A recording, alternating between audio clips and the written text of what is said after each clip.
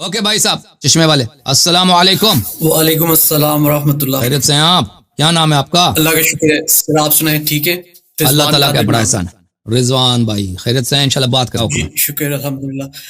حسن اللہ ریاری صاحب، مجھے یہ پوچھنا تھا کہ آپ کے مطابق جو ہے، جو لوگ یعنی کہ اہل سنت کی جو عقائد ہیں جن پہ آپ بحث بھی کرتے ہیں ہمارے علماء سے، اگر وہ اس پہ ان کی یعنی کہ وہ مر جاتے ہیں تو ان کا آخرت میں کیا انجام ہو؟ جو رسول صلی اللہ علیہ وسلم کی بات، دین قرآن کا انکار کرے، کچھ افتؤمنون ببعض الکتاب وتکفرون ببعض، جو لوگ دیکھیں بعض قرآن کو مانتا ہے بعض کو نہیں مانتا، یعنی حجت ان پہ تمام ہو جاتی ہے، تو لازمی بات ہے اس کا جواب تو دینا ہوگا۔ قرآن کے ایک آیت کا بھی انکار کریں، رسول صلی اللہ علیہ وسلم کے ایک حدیث کا بھی انکار کریں تو کفر ہوتا ہے، یہ تو سب کو معلوم ہے۔ جن کو پتہ نہیں ہے ان کی تو چھٹی ہے، لیکن جن لوگوں کو پتہ چل جاتا ہے اس کے باوجود وہ انکار کرتے ہیں، اپنے تعصب کی وجہ سے پیغمبر کی کچھ باتیں مان لیتے ہیں، کچھ باتیں نہیں مانتے، تو اس کا بالکل یہ عذاب الہی کے مستحق ہے۔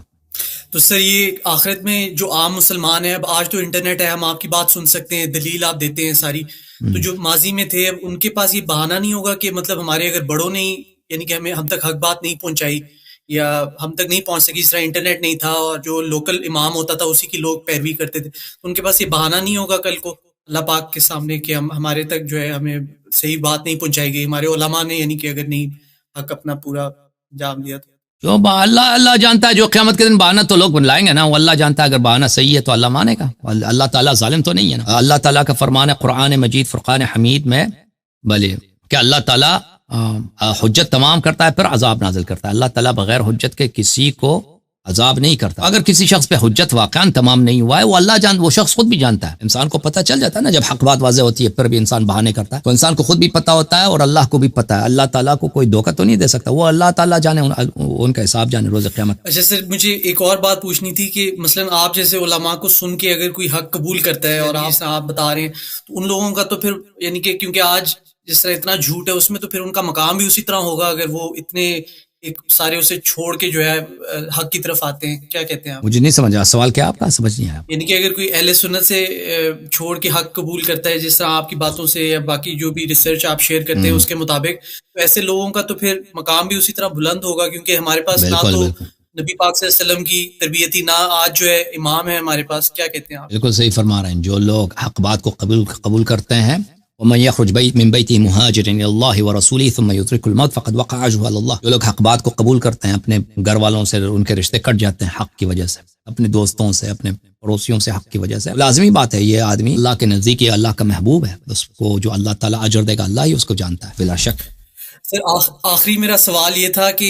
امام مہدی آج کل بہت زیادہ بات ہو رہی ہے، اسپیشلی جو غزہ کی بھی وار ہے اور ایک ورلڈ وار 3 کی بھی کچھ باتیں ہو رہی ہیں، تو اس حوالے سے پوچھنا تھا امام مہدی کا ظہور جو ہے کب ہوگا؟ کچھ آپ اس بارے میں مجھے نہیں معلوم ان کا ظہور، میرا ظہور، ان کا ظہور کب ہوگا امام مہدی علیہ الصلوۃ والسلام کا، یہ روایات میں مذکور ہے،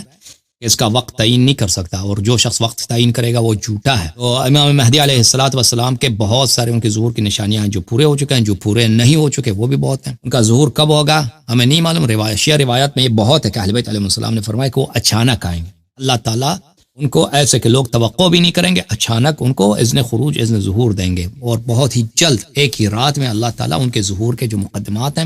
جو شرائط ہیں، اللہ تعالیٰ فراہم کر دے گا۔ تو ابھی اس وقت جو جنگ ہو دنیا میں، تو جنگیں تو بہت ہوئی ہیں، جو غزہ کا جنگ تو کچھ بھی نہیں ہے، اس سے بڑی جنگیں ہوئی ہیں، ٹھیک ہے نا۔ جو ورلڈ وار 2 تھا اس میں کتنا جنگ تھا، کتنا شدید جنگ تھا، دنیا کے ہر بر اعظم میں سوائے انٹارکٹیکا میں جنگ نہیں تھا، باقی ہر بر اعظم میں ہوا میں جنگ، سمندر میں جنگ، زمین میں جنگ، ہر جگہ پہ جنگ۔ جو یہ جاپان نے جب ایشیا پہ قبضہ کیا تھا نا، آپ کو پتا ہوگا، جی چائنا میں، فلپینز میں، برما میں، تھائی لینڈ پہ، اور اللہ آپ کا ویتنام پہ، ان لوگوں نے، جاپانیوں نے تقریباً کوئی 10-15 ملین لوگوں کو انہوں نے قتل عام کیا تھا، صرف جاپانی قوم کا جو قتل عام ہے۔ جاپانی قوم روتے ہیں کہ امریکہ نے ایٹم بم مارا، لیکن جو ان کے اپنے کرتوت ہیں کہ انہوں نے جاپان نے چائنا میں کتنے لاکھوں کے تعداد، ملینز کے حساب سے لوگوں کو، بچوں کو، عورتوں کو، ان لوگوں نے، کیونکہ دوسروں کو انسان ہی نہیں سمجھتے تھے نا۔ اور اسی طرح بلکہ اسی زمانے کے بعد ماؤ زیڈونگ نے چائنا میں جو قتل عام کیا، اسی طرح ہٹلر نے جو کیا، اس کے مقابلے میں اسٹالن نے جو، بہرحال دنیا میں غارتیں بہت ہوئی ہیں۔ اب یہ جو جنگ ہو رہی ہے غزہ میں، یہ کوئی اتنی بڑی جنگ نہیں ہے، ہو سکتا ہے ہمیں نہیں معلوم، اللہ جانتا ہے، آئندہ کو اللہ جانتا ہے، فیوچر کو، کہ امام علیہ الصلوۃ والسلام کا ظہور بہت ہی عنقریب ہو، یا اسی مقدم، یا یہ واقعات امام علیہ السلام کے ظہور سے مرتبط نہ ہو، یہ صرف اللہ جانتا ہے، مجھے اس کا علم نہیں ہے۔ بہت شکریہ سر، یہی میرے سوال تھے آج کے۔ اللہ آپ کو عزت دے، تھینک یو سر، اللہ تعالیٰ آپ کو جزائے خیر، بہت مہربانی۔ السلام علیکم۔ علیکم السلام۔